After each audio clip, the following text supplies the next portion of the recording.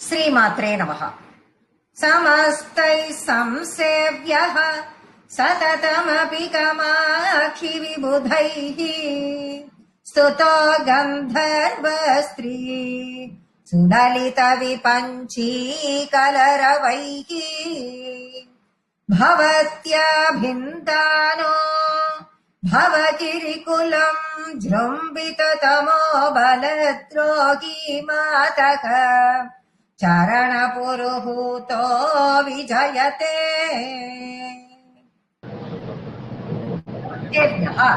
எல்லாரும் அர்த்தம். எல்லாரும் சேர்க்கிறார். யார் யாரெல்லாம் சம்சேவியக அவளை நமஸ்கரிக்கிறாளோ சததம் அபி காமாட்சி விபுதைகி. அப்ப அவளுடைய யார் யாரெல்லாம் அவளை நமஸ்கரிக்கிறார்களோ அப்பேற்பட்ட நமஸ்கரிக்கிறான்னா என்ன, அவளுடைய பாதம் அப்பேற்பட்ட பாதம்.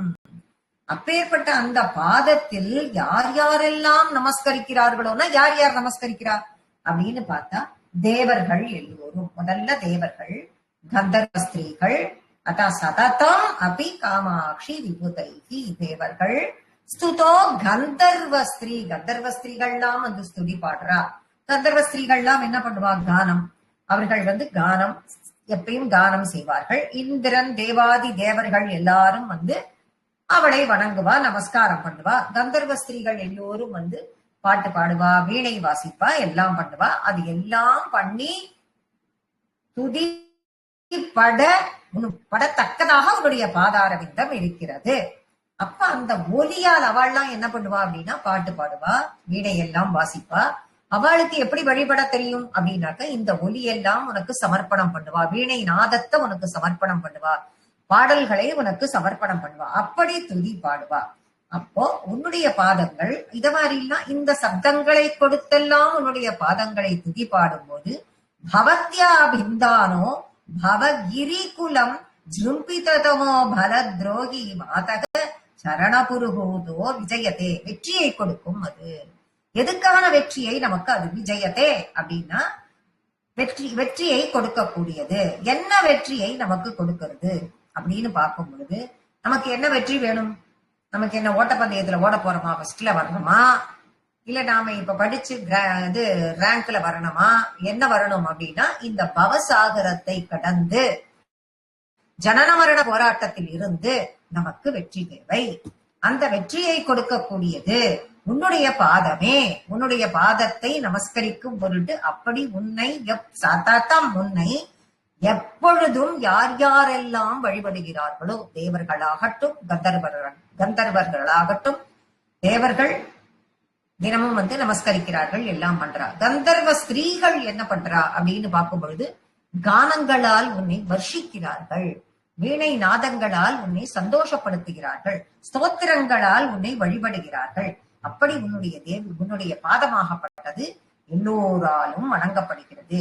அப்ப தேவேந்திரன் ஆகப்பட்டவன் என்ன பண்றானா, பவத்யா பிந்தானோ பவகிரி குலம் ஜும்பிதமோ, அவன் என்ன பண்ணுவான், தன்னுடைய எதிரிகளை எல்லாம் வீழ்த்தணும் அப்படின்னா அவங்கிட்ட இருக்கிற ஒரு முக்கியமான ஆயுதம் எது, வஜ்ராயுதம். அந்த ஆயுதத்தை வச்சுதான் அவளை எல்லாம் பிளந்து அவர்களை எல்லாம் அவன் என்ன பண்ணுவான், எதிரிகளை எல்லாம் ஓட விடுவான், அவர்களிடமிருந்து தங்களை காத்துக் கொள்வான். தாங்கள் ஜெயிப்பதற்கு உதவியாக அவனுடைய ஜெயிப்புங்கிறது அதுதான், அது உதவியாக இருக்கும். அப்ப அப்படின்னா அந்த தேவர்களாக இங்கு காட்டுவது, அவன் காட்டுவது என்னன்னா எப்படி தேவர்கள் எப்படி எதிரிகளை பிளப்பார்கள் அப்படின்னு பார்த்தா கிரி குலம், பவ கிரி குலம். பவம் என்னும் சாகரம் அப்படின்னு நம்ம சொல்றோம், பவம் என்னும் கடலை கடத்தல் அப்படிங்கிறோம், ஜனன மரண போராட்டத்திலிருந்து விடுதலை அப்படின்னு சொல்றோம், வெற்றின்னு அப்படி சொல்றோம். இங்க பவசாகரம்னு கொடுக்காம பவகிரி குலம்னு கொடுக்கிறார் வார்த்தையை.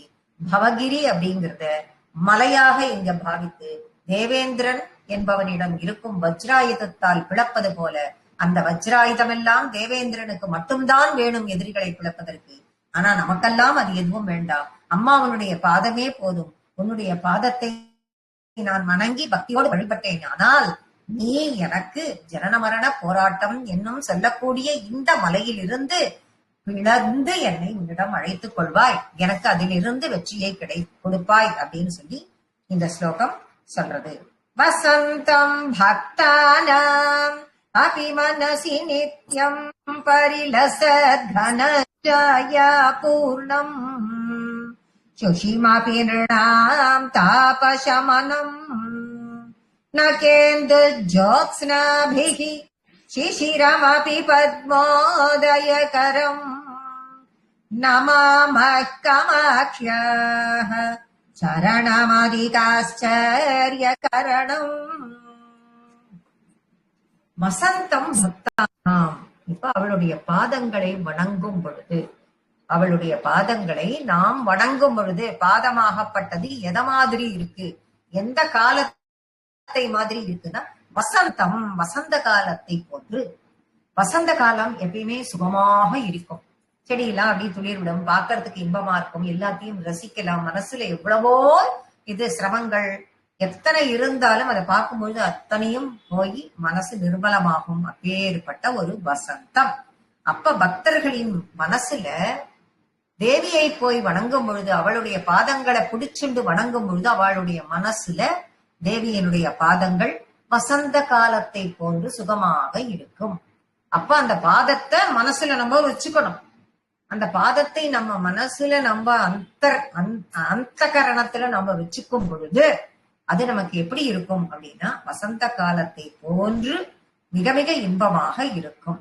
இப்போ மனசி நித்தியம் அபிமனசி நித்தியம் பரிலச கனச்சாயா பூர்ணம். கனச்சாயா, சாயான்னா நிழல், கனச்சாயான்னா இருட்டு, கண்ணங்கரேல்னு கொண்ட இருட்டு. அப்ப பூர்ணம் சுஷிமாபி நிருணாம் தாபசமனம். அப்ப இந்த வசந்த காலம் வரும் பொழுது நம்ம மனசுக்குள்ள அம்பாளியுடைய பாதமானது உட்கார்ந்துக்கும் பொழுது நம்ம மனசுல என்ன இருக்கு? கனச்சாயம். என்ன கனச்சாயம்னாக்க நல்ல அடர்ந்த இருள் போன்ற அடர்ந்த இருட்டு இருக்குன்னா அந்த இருள் போன்ற தாபசமனம் அப்படின்னா நம்மளுடைய மனசுல. அப்போ தாபசமனம்னா தாபத்ரயம் அப்படின்னு சொல்லி கேள்விப்பட்டிருப்போம். 3 விதமான தாபங்கள் நமக்கு இருக்கு.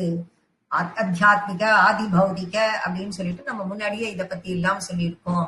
முதல்ல இருந்தது, இப்ப இருந்துட்டு இருக்கிறது, இனிமே இருக்க போறது, இத்தனையும் இருக்கு. இத்தனை தாபங்களையும் அறுத்து எரியக்கூடிய அந்த இருட்களை எல்லாம், இந்த இருளா இருக்கிறது என்ன ருத்து? வசந்த ருத்துங்கிறது நமக்கு சந்தோஷத்தை கொடுக்கக்கூடியது, சுகத்தை கொடுக்கக்கூடியது. இந்த அடர்ந்த இருள் மாதிரி இருக்கிறது எது அப்படின்னு பார்த்தா நகேந்த ஜோத்ஸ்னாபிகி சிசிரம். அப்ப சிசிர ருத்து. 6 ருத்துக்கள் இருக்குன்னு எல்லாருக்குமே தெரியும். வருஷ ருத்து, வசந்த ருத்து, சிசிர ருத்து, ஹேமந்த ருத்துன்னு 6 ருத்து இருக்குன்னு எல்லாருக்குமே தெரியும். அதுல சிசிர ருத்து அப்படிங்கிறது இருக்கு, வருஷ ருத்து அப்படிங்கிறது இருக்கு. அந்த வருஷ ருத்துங்கிறது தூய்மை. இது அது எங்க கிடைக்கிறது அப்படின்னு பார்த்தா நக ஜோத்ஸ்னாபிகி. நகத்தில் ஜோத்ஸ்னான ஒளி, பிரகாசம். அந்த பிரகாசம் இங்கே இருந்து கிடைக்கிறது, அவளுடைய பாதத்தில் உள்ள நகக்கிரணங்களில் இருந்து கிடைக்கிறது. அந்த நகங்களில் இருந்து அந்த நிலவு ஒளி மாதிரி, அது நிலவு ஒளி எப்ப கிடைக்கும்? சரத்காலத்துல நிலவு ஒளி கிடைக்கும். எல்லா காலத்தையும் கொண்டு வராரா இங்க கவி? வசந்த காலத்தை கொண்டு வந்துட்டார், வருஷ ருதுவை கொண்டு வந்துட்டார், சரத்காலத்தையும் கொண்டு வந்துட்டார். அப்ப மனசுல மக்களினுடைய மனசுல இருக்கக்கூடிய தாபத்தயங்களை நீக்கிறது அப்படிங்கிறதுக்கு சிசிர ருத்து, குளிர்காலம்.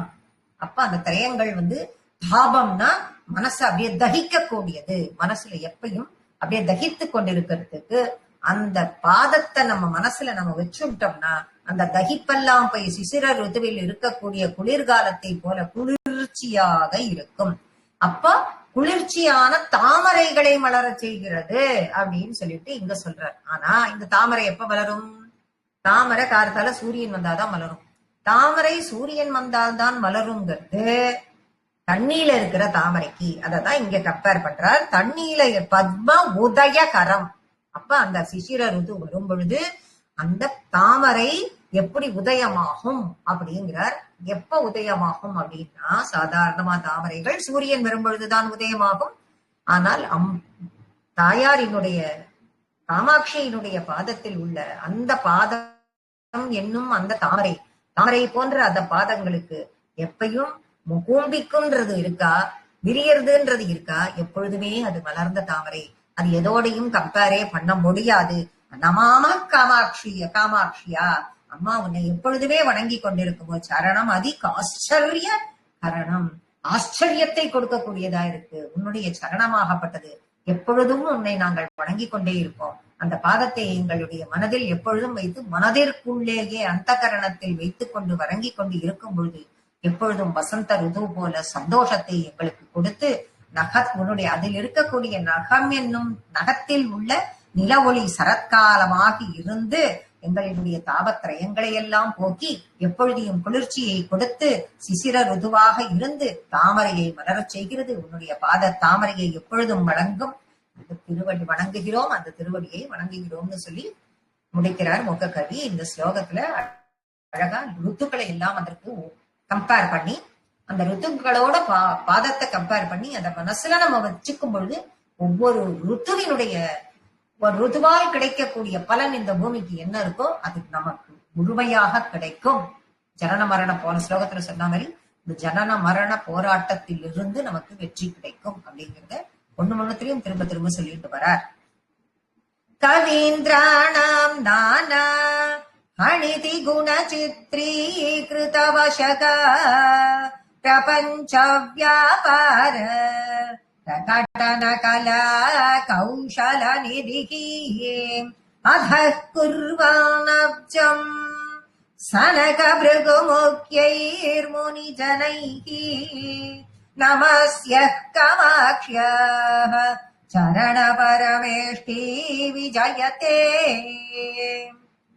கவீந்திராணாம் நானா, கவிகள் எல்லோரும் என்ன எப்பேற்பட்ட கவிகள்? கவிகள் நானாவித கவிகள். கவீந்திராணாம் நானா, பலவிதமான கவிகள் எல்லா கவிகளும் பணிதி குண சித்ரீ கிருதவசக, எல்லாரும் முன்வசப்படுகிறார்கள். எல்லா முனிவர்களும் முன்வசப்படுகிறார்கள். என்ன எந்த முனிவர்கள் அப்படின்னா சனக பிருகு முக்கியர் முனிஜனைகி, சனகர் பிருகு அவர்களை போல எக்ஸெட்ரா எக்ஸெட்ரா இருக்கக்கூடிய முனிவர்கள் எல்லோரும் உன்னுடைய பாதத்தை வணங்குபவர்களாக இருக்கிறார்கள். அந்த பாதம் எப்பேற்பட்ட பாதம்? பிரபஞ்ச வியாபார பிரகடன கலா கௌஷல நிதிக்கு, இந்த பிரபஞ்சத்திற்கு ஒரு வியாபாரத்தையே கொடுக்கறதாம். இந்த பிரபஞ்சத்திற்கு சிருஷ்டிக்கு என்ன வியாபாரம்? அது சிருஷ்டிக்கிறது. இந்த பிரபஞ்சத்தை, இந்த பாதமாகப்பட்டது இந்த பிரபஞ்சத்தை சிருஷ்டிக்கிறது, இந்த பிரபஞ்சத்தை காக்கிறது, இந்த பிரபஞ்சத்தை லயப்படுத்திக்கிறது. சோ இந்த வேலையெல்லாம் இந்த வியாபாரம், இந்த வியாபாரத்தை அது செய்கிறது, அதை பிரகடனப்படுத்துறது. அது கலையாக இருக்கிறது, கௌஷல நிதியாக இருக்கிறது அதுக்கு. ஆக இந்த கௌஷல நிதியாக இதையெல்லாம் பிரபஞ்சத்தை படைக்கிறது, சிருஷ்டிக்கிறது அப்படின்னா அதை செய்யக்கூடியது யார்? அதுக்காக அப்பாயம் பண்ணப்பட்ட ஒரு மனுஷன் யார்? பிரம்மா. அப்ப அந்த பிரம்மாவின் நிலையிலும் அவளே இருக்கிறாள்ங்கிறத இந்த இடத்துல பாதத்தையும் ஒப்பிட்டு இந்த இடத்தில் காட்டுகிறார் மூக்ககவி. அப்படிப்பட்ட பாதத்தை முனிஜனைகி, எல்லா முனிவர்களும் வணங்கக்கூடியதாக இருக்கக்கூடிய அந்த பாதம். எந்த முனிவர்கள்? சனகர், பிருகு எக்ஸெட்ரா எக்ஸெட்ரா முதலிய முனிவர்கள். அப்படிப்பட்ட முனிவர்கள் வணங்கக்கூடிய பாதம் அப்படின்னு சொல்லி சொல்றார். நமஸ்ய காமாட்சியா, அம்மா உன்னுடைய பாதங்களை, அப்பேற்பட்ட பாதம் உனக்கு எவ்வளவு சொன்னாலும் என்னால திருப்தி வரலையே எனக்கு. அந்த பாதங்களை மறுபடியும் வணங்குகிறேன். சரண பரமேஷ்டி விஜயத்தே, அப்பேற்பட்ட சரணம் உன்னோடது, அதை வணங்க எனக்கு வெற்றி உண்டாகட்டும். என்ன வெற்றி? ஜனன மரண பவசாகரம், பவகிரி அப்படிங்கிறதுல இருந்து நான் மீண்டு வர வேண்டும், அந்த வெற்றி எனக்கு உண்டாகட்டும், உன்னை நமஸ்கரிக்கிறேன் இந்த ஸ்லோகத்திலும். பவத்யா காமாட்சி ஸ்புரித பத பங்கேருக புவா பராகணாம் பூரைஹி பரிஹிருத கலங்க வியதிகரைஹி நதானாமாம்ருஷ்டே ஹிருதய முகுரே நிர்மல ருச்சி ரசநேஷம் கதிபலதி விஸ்வம் கிரிசுதே.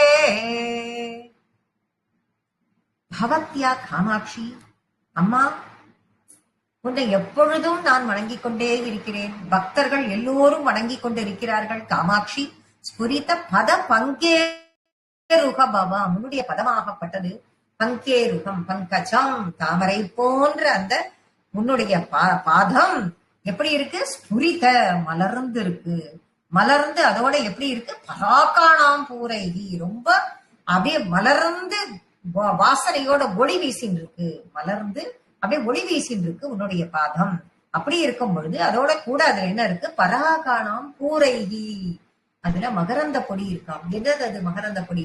எங்கே இது வந்தது? அவளுடைய பாதத்துல தூசி எங்கே இது வந்தது அங்க அவ இருக்கிற இடத்துல அப்படின்னு பார்த்தால், எல்லோரும் வந்து வணங்குகிறார்களே இந்த கந்தர்வ ஸ்திரீகள் எல்லாம், தேவ மாந்தர்கள் எல்லாரும் வந்து வணங்கும் பொழுது, அவளுடைய பாதத்தில் வந்து வணங்கும் பொழுது அவர்களினுடைய சிந்தூரம் அதில் பட்டு கீழே விழுகிறது.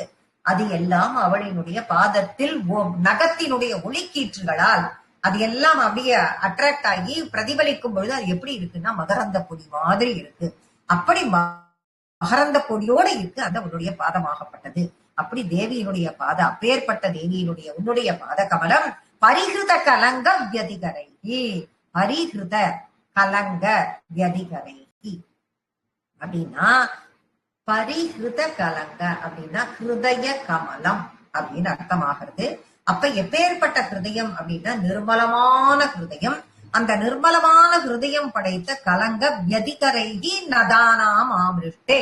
யார் அப்ப இது பண்றா அப்படின்னு பார்த்தா, நிர்மலமான ஹிருதயத்தை கொண்ட முனிவர்கள் எல்லோரும், யோகிகள் எல்லோரும் நதானாம் உன்னை வந்து வணங்குகிறார்கள். நதானாம் ஆம்ருஷ்டே ஹிருதயமுக்குரே நிர்மல ருச்சிகி. அப்பேற்பட்டவர்கள் மிகவும் நிர்மலமானவர்களாகவும் இருக்கிறார்கள். அப்படி ஹிருதயம் படைத்த அந்த பக்தர்கள், அந்த பக்தர்கள் அவர்களினுடைய ஹிருதயத்தில் பிரசன்னே நிச்சேஷம், நீ எப்பவும் பிரசன்னமாக காட்சி அளிக்கிறாய். அப்ப அவளினுடைய ஹிருதயத்தில் நீ எப்பயும் பிரசன்னமா காட்சி அளிக்கிற அப்படின்னா என்ன அர்த்தம்? அவ மனசுல இருக்கிற அழுக்கை எல்லாம் விலக்கி, அவ மனசுல இருக்கிற இருட்டு என்னும் தாமசம் என்னும் அஞ்ஞானத்தை போக்கி அதில் பிரசன்னம் ஒளியை செலுத்துகிறாய். ஒளி அந்த இருட்டு போச்சுனாலே ஒளி தானே, பிரகாசம் தானே. அந்த இடத்தில் பிரகாசத்தை உண்டு பண்ணுகிறாய். அந்த பிரகாசமாகப்பட்டது எப்படி இருக்குன்னா பிரசன்னே நிச்சேஷம் பிரதிபலதி விஸ்வம். அது ரிஃப்ளெக்ட் ஆகுது. எப்படி அப்படின்னா கண்ணாடி மாதிரி இருக்கும். கண்ணாடி மாதிரி இருக்கும் பொழுது இந்த ஒளியாகப்பட்டது அதுல ரிஃப்ளெக்ட் ஆகுது. ரிஃப்ளெக்ட் ஆனா அந்த கண்ணாடி மாதிரி ரிஃப்ளெக்ட் ஆகும் பொழுது அதுல என்ன தெரியுது அப்படின்னாக்க உன்னுடைய பாதம் தெரியுது எனக்கு. அந்த பாதம் எப்படி தெரியறதே? விஸ்வம் கிரிசுதே பிரதிபலதி, விஸ்வம் கிரிசுதே இப்படி ரிஃப்ளெக்ட் ஆறுதே. கிரிசுதே மலைமகளே, கிரினா மலை, கிரிசுதேனா மலைமகள். மலைமகளே, இந்த உலகத்திற்கெல்லாம் மிக பெரியவளே, ஜனனி ஜெகத் ஜனனியானவளே, மலைமகளே, உன்னுடைய பாதமாகப்பட்டது அந்த ஹிருதயம் என்னும் கண்ணாடியில். யாருடைய ஹிருதயம் என்னும் கண்ணாடியில்? உன்னுடைய பக்தர்கள், அவர்களினுடைய கலங்கமில்லாத ஹிருதயம் என்னும் அந்த கண்ணாடியில் ரிஃப்ளெக்ட் ஆகுது. அப்பேற்பட்ட பாதத்தை நான் வணங்குகிறேன். அப்படி உன்னை யார் ஒருத்தர் குடிச்சுண்டு வணங்குறாளோ அவ மனசுலையும் நீ அதே மாதிரி அந்த கண்ணாடியில பரிமளிக்கிற மாதிரி உன்னுடைய பாதங்களையும் அங்கு கொண்டு வைத்து அவர்கள் வழிபடுவதற்கு, அவர்கள் கரையேறுவதற்கு, அவர்களுக்கு வெற்றி கிடைப்பதற்கு நீ உதவ வேண்டும். உன்னை நமஸ்கரிக்கிறேன்னு சொல்லி மூக்க கவி இந்த ஸ்லோகத்தை முடிக்கிறார். இதோட நம்ம இன்னைக்கு கிளாஸ நம்ம இன்னைக்கு முடிச்சுக்கிறோம். ஸ்ரீ மாத்ரே நமஹ.